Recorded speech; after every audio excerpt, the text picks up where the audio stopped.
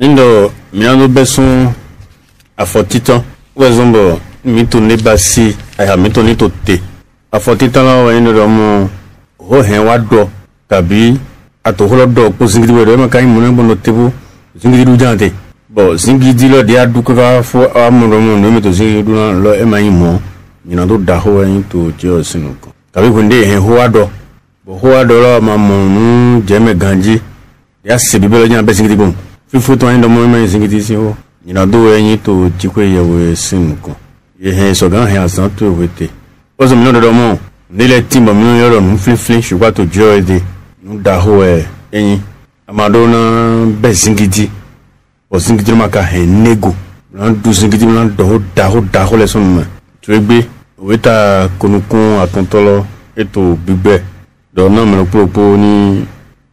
gobio de me to ni bi afọ to me do mo amana hodo agun pipi bandu iwa onyina agun pipi de ise no na do gbeto ise no gbeton shensen ṣùgbọ́n de na ze gbakun ta gbakun no chonka mo jaboji lo na ze agbada ton eje gbegbo mu po melepo po kosilepo ko fo he me inu ahan sesiente ko flo lo pro me so ato de ma sesien lo bado kaka bo je so ado aje ahan sesien mi pro nji eto poto egbe Guinness weya flag weya beer weya e wa to po don to we fa to me amana hodo agun pipili mna do afona onyina ano gbetole sesen gbetole ba se christian ile me iseno le amudo an to so fle mna bi ogbedi fo me yana fulu e bona pon e de no wa nyina do gbon kaka anu e de to vodu e ton kon amana e ji opa otulepo ada otulo hodo to mende to gbe pipili sesen no koklo blebulo po koklo suro po runa ze bona fie bona ya kanton bonde bona jeji amoni ina ho boali aduna no yise no beto ele cheche amadona din ne bi ogbe ai hon ton devo me ina bi afo atonto bo ina hiana me mo yemana basi nukunda gbena o mewa mononde to wa ko to me voilà Lévitique 19 verset 15 amana mondo mo ne eyin wa mono utu bo anaduna do nukunda gbe here so le weto ma won to wo lo meso o anda ko to do de jedo mi le mana wa mo wa dodore to we dida me gba ajunu na ba si wo dida to ko to gbe to ko to shensen to family to me pro to agun shensen aya to do na to te amadona ze mele voto bona ze jona mele na nko jo to e ba si wo dida e mana to nkun dagbe hiawe ejero minimum njana to we for ene to me na no le de bodo de gole kedewe mina so pon de kando flen eyi ye pe oyin ken to to ton kavi kete ton to bubuje yi ye na so hen go wa de dandan ne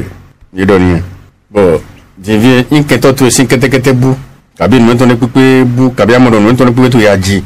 ba do nga jiro no to te ama pondo in ken to mi ton gba bo sen jo to ya za to wenenu bona vol no jiraro de 22 verset 1 et verset 2 ou me mina pomlando mon je ko ye mana mo yin no visun to ton kavi lengbe ton to bubu yi bo kula de we son ye de gba ye na so ren ye wa no visun to de dandan voilà au saint jo ton we domo Luc 6 verset 27 ouais mina so kia brando ponde wona sodo tuna godo mina bio Philippe Mleme chapitre 2 verset 4 e ba so we Luc 6 27 shiba nyandogla mi eto sisile mi wona kento mi ton le mi wa dagbegla ye gbe wona mi le ouais wodo oui Philippe le ton teton ah oui afo ton ene na mende pon nu reyin eton kere goblo voilà donc on fait des holotene mi madonna chanken to aigbaji jo no chanken no do mi edeni o madonna chanken aro me heyo ah mi madonna segwe me heyo madonna imo me heyo madonna imo edi wende mi to yi boto ide mi na agbon opule de mi ndogban yon ko so nle po me to palais de congrès wende mi to hoton labo to yi meja aigba de to ketu donji sous région A et madonna c'est pour B madonna c'est pour C bon e wa juro ni to ba ifodu sin agba ma nu e to e wa to flen to ko nenu atemono sen ji ko yewe me so flen me so je friwo mo fi awe nko to mi pe ni lote o so mo do mo to friwo ma fi lodi men de bo bonyo ganji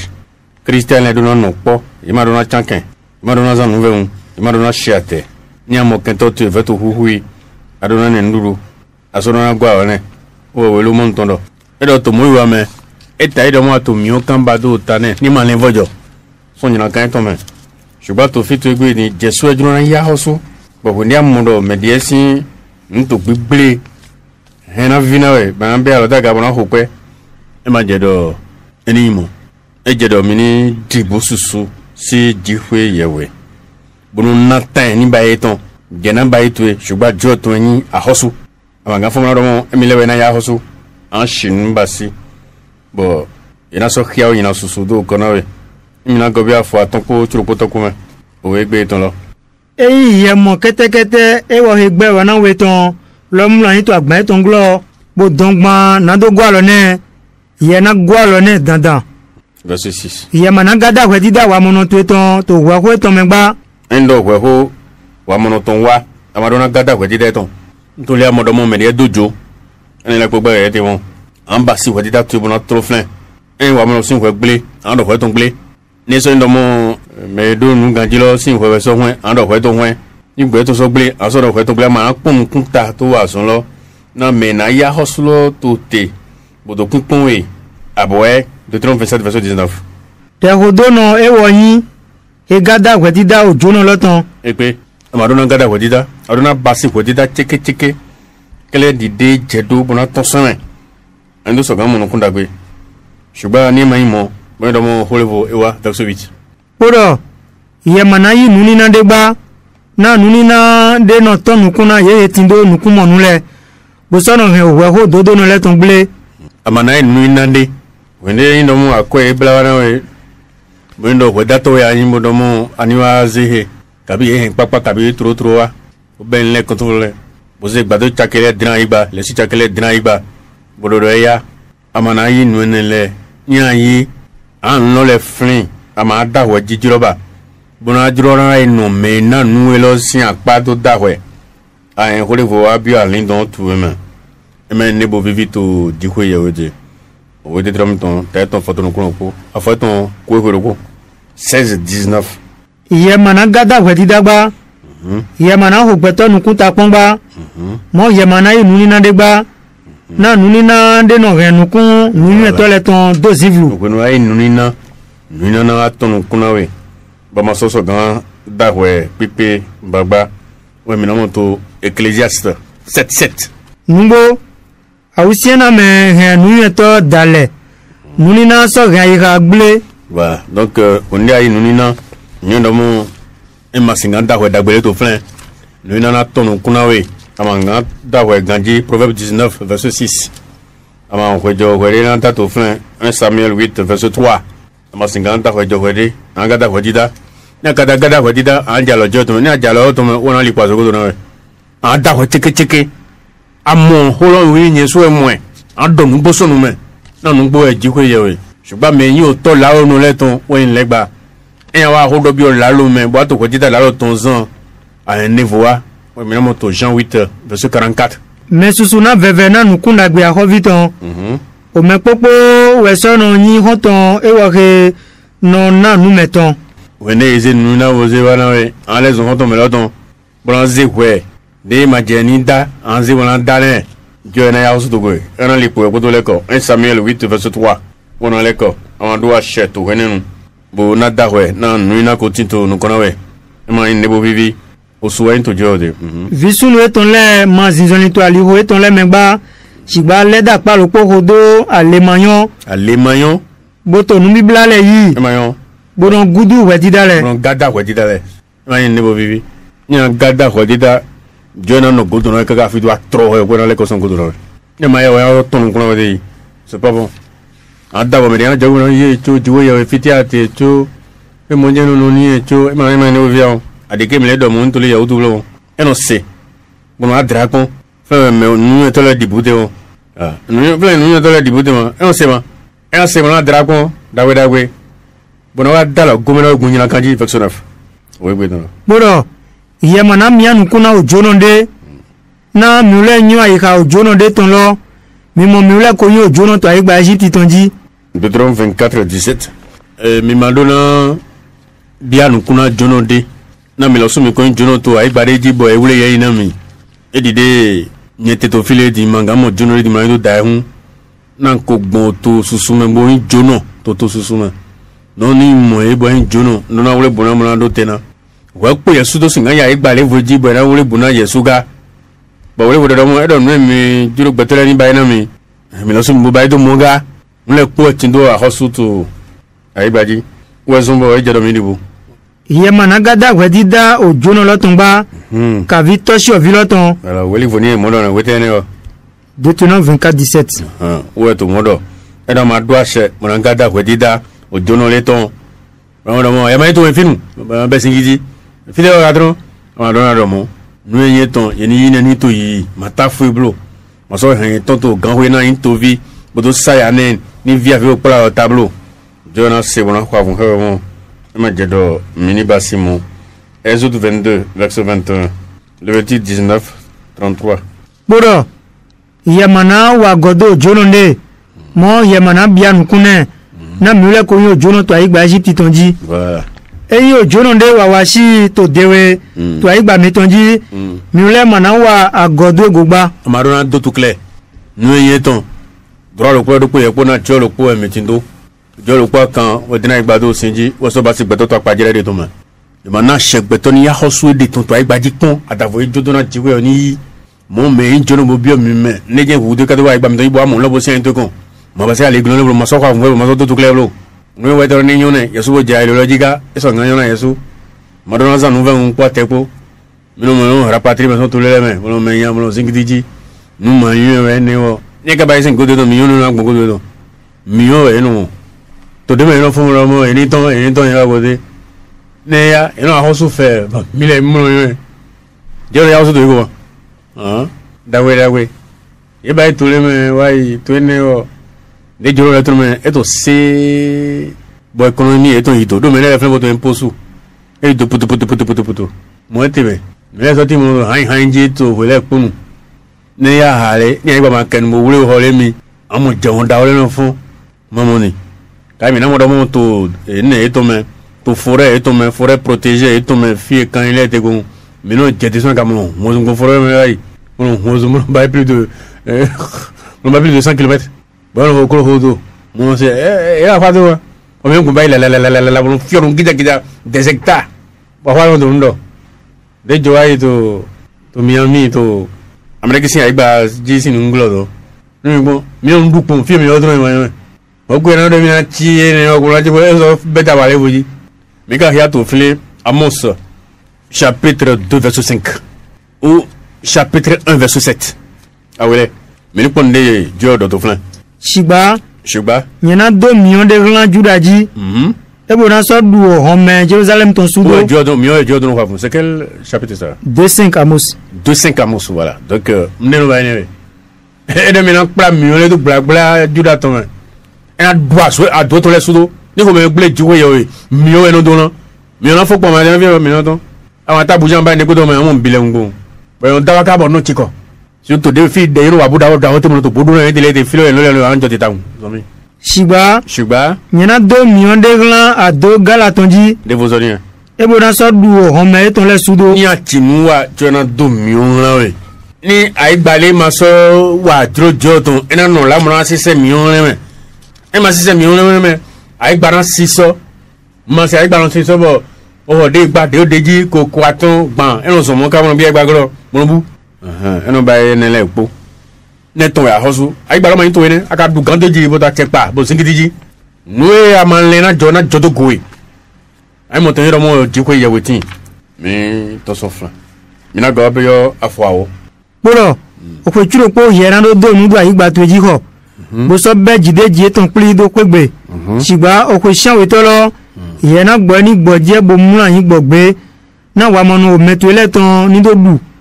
boro nu ye joda iran kanile ye ni mo ten do du mo kedebe yena wa po 20 patu po Olivier patu po azan churo po yena wa zon to ho boro to azan shan to gbe yena gboje na oni to epo kete to epo nindo tindo gboje boro visunu devion to eton po jono lopo nidoni awumiono boro na mini pa yi onuhe yen do ran mi le pogo mi so do ko yo oyin yewede ton blo mi so di ke eyin si se son onu mi ton me blo yedo ko churopo e an po aigbana bulan dunu bulan be ni je ho se o to me an jo aigbara do be ni gboje o san jo do aigbara do na gboje mo aigbara no angel lo ko yan angel le re o mi do kin ken po okay o ko se o to do ani jo do ni gboje ni ma jo do ni gboje e na ten dudu e ma na 600 ba wo so mi no wo zo mo do angre o mi no do angre din pe wo le din pe wo gija bo ni e do gba do ji àwọn re run we fo e do ni gugu run we fo amane tan ni gboje ne e do na gboje kwero po bona do mu ende me bona ya kaso gole ya na go edo credit o ko joton en kwero po ni wa yi bye bye ko sian we lo ko sian to to me o je gele leji ni mo so le kana ko churo po suba emi le ko epo do mi no be po du haroko reserve no no mi so le ko ya to mi no du ko reserve mo tin ko ya to mi no le mo du ko reserve mo so tin pe ne to mo kerega ko ya to mo kere ko churo po do mo kerega no mi to obligé bona le ko sian o to lo mo no do gba sen jo ton o so ba ngere ya mi no do dagbe mo ko ma to ngere o e ma ton ne amoni e ko sun yo di mi mo re wona ton bona sisena ni e pe ko churo po clé de jo ton clé de o jo ton e do na jo aigbara do ko sian o to ni le ko la churo po la jo do bala gboje na sun ya o lo le po pátápátá ujude mele pepe nga o ni ya du me ma tin do lele nga bi ma duwe ni je ko chan to an so gobe jo si o sin pipe e we ni aze keke do mi to se mi yan kun kaka na azan churo po se de je san chan do adon jo do we ni gboje e ma jo do ni gboje keke wona gbere kan je so gbere kan deji wa e do na gboje ma ai ma gboje jo e do to mo gboje san e gbegbe an chan o de me kaka bo ba ma zene zi dran do kli do le me ba un ya bono wedra na o se ma into utu dagbe e mo to tasi arun kun ona kun ka bo pe asan turo po ye do na gboje to se gbe lowo dandan adoje jenu kan we jan we ba ma juna gboje jan we bode go so mi amoro mo to lo so ma ata lo leji ba era no mo ran bona le je kero po je so le je kero po godwe bon ni so do egbele bo se gbe ko lo e bi oko tu le me egbele go gbele gbele ni o de mi no du se ko ni awazo ne pepe be pele po akono manda me mai fran ko so amare mi gbogbo je ko to ran voilà donc o sende de to denominer bon fait so très lo ade boro na mini pa yi to mu he ndole po goname mi so do ko yo yin yewede tomblo voilà ne to de donner mandwa che bona yilo yin ado ho bona yilo yin yewede voton jo to gbegbe verset 14 ulaton yena pa yi hunwede goname to kwelome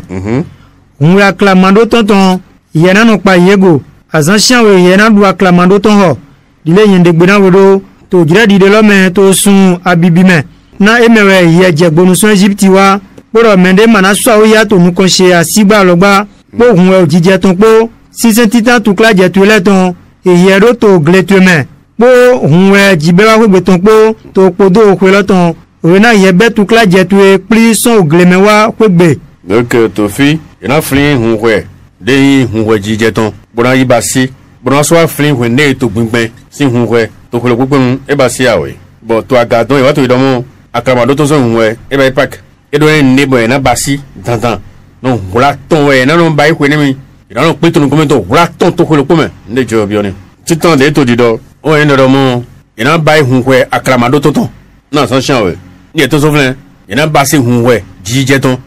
bra so basi hunwe jigbingbin ton o sende ina vizire to len to wenenu boy hengo grigri yendo so gamono kundagwe na me ma hengo eglodo ndo so gamono kundagwe Deutéronome 16:16 ula tonto kwero pome sunu situele po nanu so ya to kunu lo jiwo ya wetu enukan to tenhe na de lo me to hunwe aklamado ton la to me po to hunwe o se lo to me po to hunwe go tuntun ton la to me po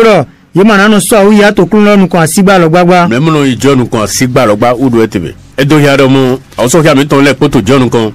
me dan na mo mi ni to pe dan gba no mo to segbele po eje mi ni to pe bo jiro po ma go ma nu lo me na mi na e ma je do mo ani so ya to jo nukan asigba lo gba e ma he ho me hun de wa na okuno we to ohorodo verset 19 Exode titan son season titan ayigba to eton le me we ye na no hin wa bi oko okuno lo jiwo ya to eton me ye mana so akusi gbogbo vude to anosi onu etonton me. Voilà, donc ne doit être ni si c'est temps to ele on a do glé bon glé lo ton son fi bo glo ganji si c'est temps lo o do mo ni je na bi glé lo me o won ti tan de mo ba to glé le bo to lo le ina ya ele kaka ido mo be no be kondo ko jo to ni ayo lo den e so gan sa mo se ko mo be kondo manda o sinu me amore le o ma den ina fon mo be kondo cho cho me flan wena na sha igba lo gbe na fon mo na to sisen na na we to le ko to sale ko me to dire le ko me bon anadu ale onu susu ton Exode 34, verset 26. Titan 6, Titan igba tueton, l'auton yena no renwa oko okunu lo jiko ya tueton me. Ye mana so akusi gbogbo vure to anosi onu etonton me gba. Voilà, donc au Seloni to wende gbe poto afosan. Ye mana ze onyine bona wo. Bona so akusi ne to ye ton sinyo sime kabe o vi monga ma yinde bo nyoganji. Masoto he zanto egbe na masoto avo ton san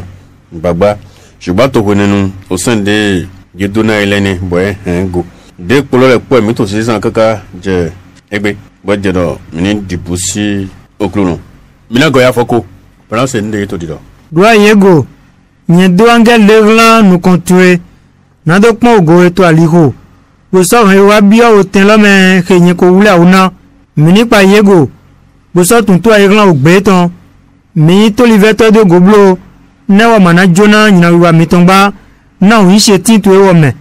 Fide jamalo tenien. Ange de zehna nu kona ye lo. Ni do pe nu kun ego kaka ja igba pagbe tonji. Kaka ina do nu igba divo. Bono e bio ogbede vome. Film no zan ohun po sinpote. Edo ange lo to flem bono na jijo kaka ja igba pagbe tonji. Suba eni do to ogbe ton. Ni ma se gbe ton bodo nevo bayi e ma jona nyina do no me. Les gars font durant un autre fille, durant un autre dé, les blancs au clou. Les blancs au clou, et ma grande que mais il a quand il m'a dit, nous, mais ce sont nous, nous, et il y a aussi ton go bidi. Au clou, non, là, ça, du bon, nous connaissons, Botolila de mort, au clou, non, là, au clou, non, là, Jiko, il y a un gona, condona, nous, pour la dagouin, non, à Oukleton, à dos sadi. Au cleton à dos sadi. Pour susuno to les blancs pour nous beaucoup mais. Susuno to les blancs pour nous beaucoup mais. Et non, les blancs voilà na photon quand on les tonde. Et non, Jona ou ina kampo, ina wapo, pour ina dopo. Pour la que manandike, we bledo no to alok pas de peu mais. Manandike, we bledo no to alok les peu mais. Ni magia. Bon, elle est le magia. Et manandike to alok les peu mais non, we bledo ni magia. To fi di erangelo ma Jona ya wa. Ah, indo to beton. Bodo to nous mi to donner bodo donner. Ne mananjo ina to na ye wa bon. Mika no fon pon bono niwe olewele numa hia inu kon ya osu to go gbidi waso bo ejero mini chomini Isaïe 2 verset 8 o Isaïe ton ta o ya fo chanton ayiba yeton gona vodunga mi do to flen ayiba yeton gona vodun yeso to alonuzon ye lo sous ton sein yeso to alonuzon ye lo sous ton sein eke alovi ye lo sous ton kobasi eke alovi ye lo sous ton kobasi o me vonu so litai o me hedi so wiwede ene utu a Jona yeblo de bozonia ene utu awede a Jona yeblo a Jona yeblo me do Jona ya to yo nyobo be bai ma e pe awe ni ngona de mi ya veni angelo mana Jona ya to mi don de bozonia e pe awe aboe ene utu a Jona yeblo e ma do Jona ya to nawe nyena Jona wedo de bozonia o Jérémie aton tanabi taton afoshin we voilà comment te pardonnerai-je nawe nyena Jona wedo o vitole ko gbamidai bono kulegbon yeye man yewele dali we na ye kule ye di ayo bo so pli ere do pono me to ko galoto tun legbe voilà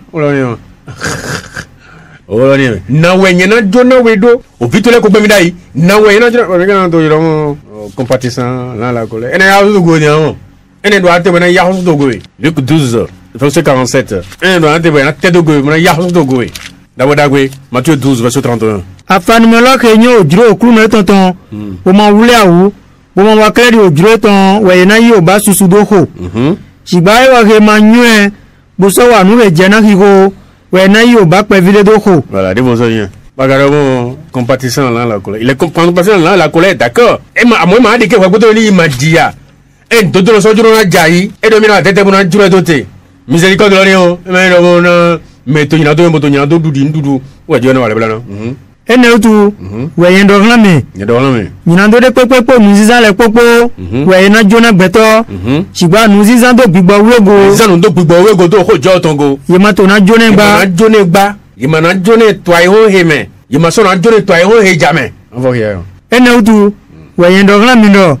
nyina do de pepepo nuziza le pepe gbeto basi ye na jone sigba nuziza do gbigbo wego ye ma to na jone gba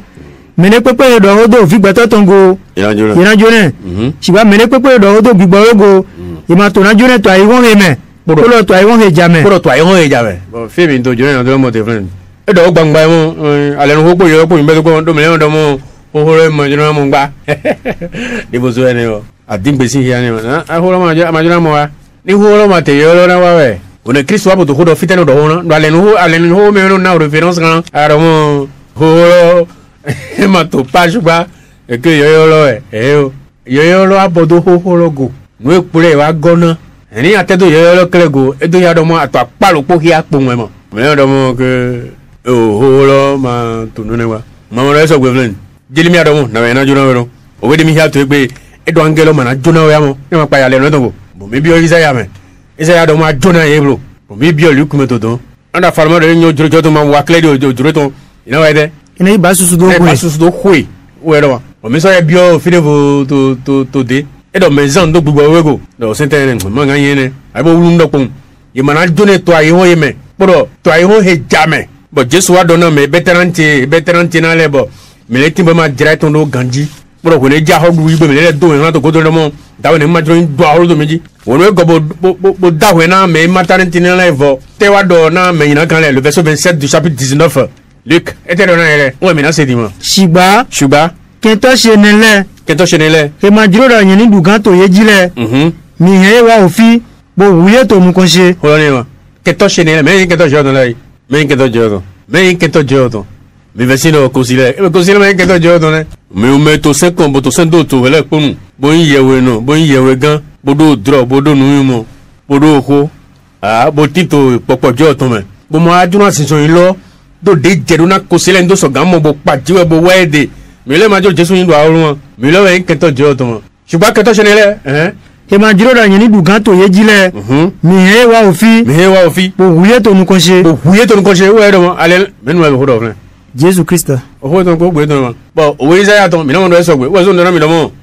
o we ho lo so do yo o Isaiah 1 verset 18 mi na so mo nu we do fun okunu do mo wa divie na minile ndo po eyina do mi ton biya yena we tari kensu ye live tari alali yena tari sekanfu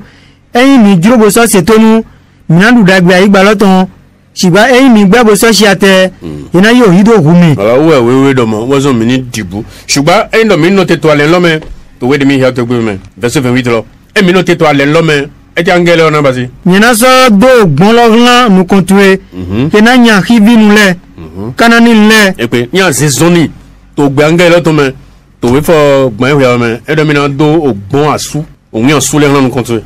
e na nya keto to ile de ile do ile pe de to avi hando na wele de to kubio na wele de to aridadi na wele de juro ko to ni be mi ole e do mi na do ogbon le ran bo e na nya e se so nu kontue patapata bo an fu mo na gboje mo na wa nu wa to e gbaji ene o to minize utapo alopo afoko do me bo ko do jolo kwa kan mo no te ko do mandu ale ya joni do na hondo lego